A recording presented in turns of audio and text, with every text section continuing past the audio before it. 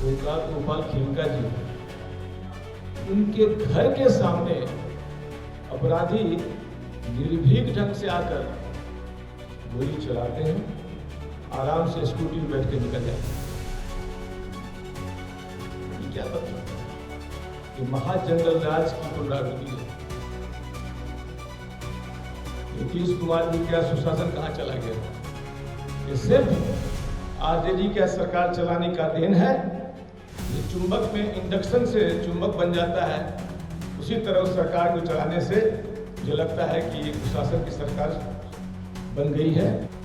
लोगों की गाड़ी कहीं से चोरी होती है, चोरी होती थी और मुख्यमंत्री आवास से बरामद होता था। तो अब तो ये समय आ गया है कि एक समय वो जंगल राज था, आज नीतीश जी का महाजंगल राज है।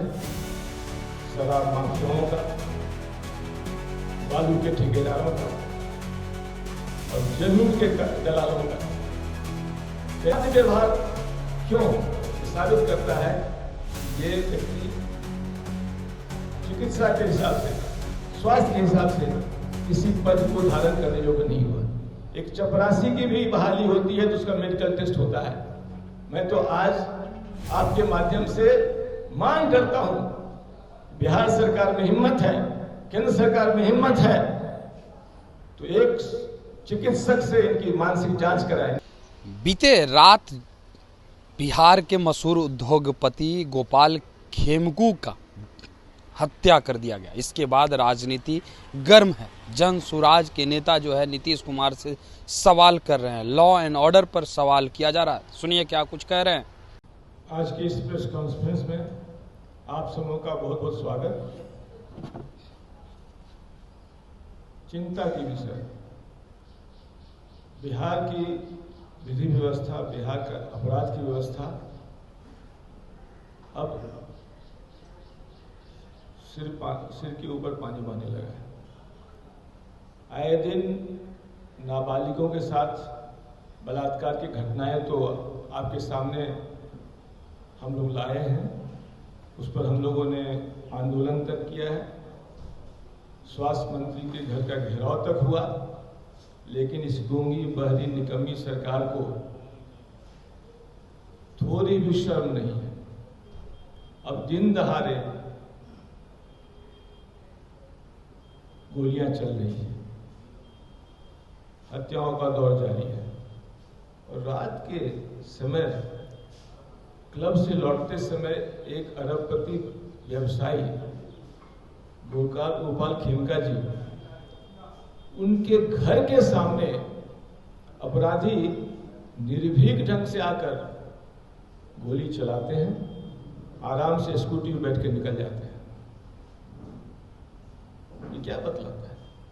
ये महाजंगल राज की पुनरावृत्ति है। नीतीश कुमार जी का सुशासन कहां चला गया?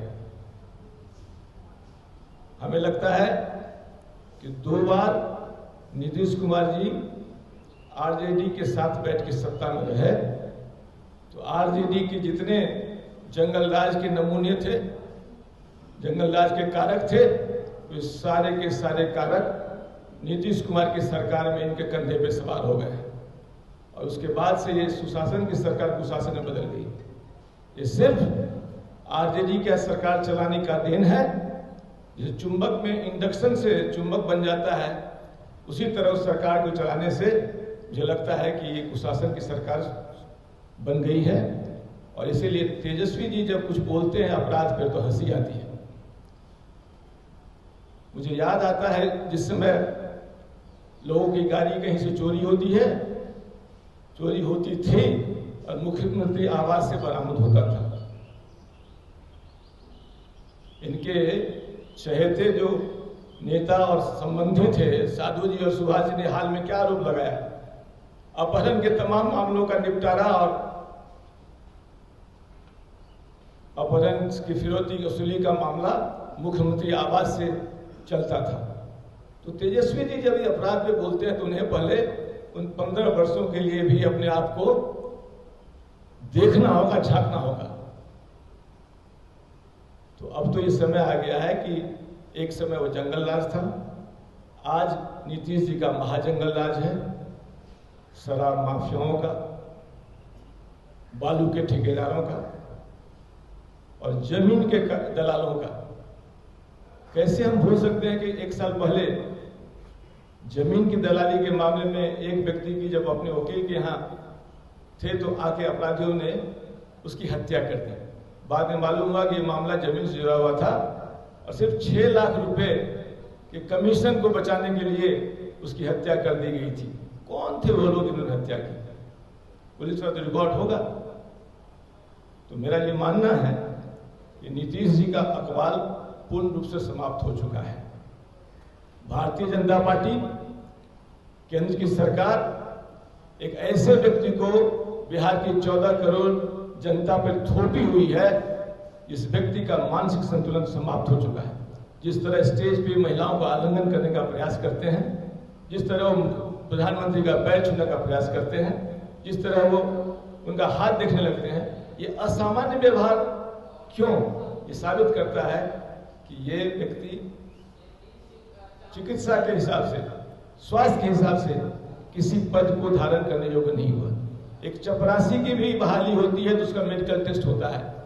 मैं तो आज आपके माध्यम से मांग करता हूं, बिहार सरकार में हिम्मत है, केंद्र सरकार में हिम्मत है, तो एक चिकित्सक से इनकी मानसिक जांच कराए, इनका मानसिक संतुलन जो बिगड़ा हुआ उसका जांच कराए और उसका मेडिकल बुलेटिन जारी करे। बार बार हमने मांग किया, जनसुराज ने मांग किया है।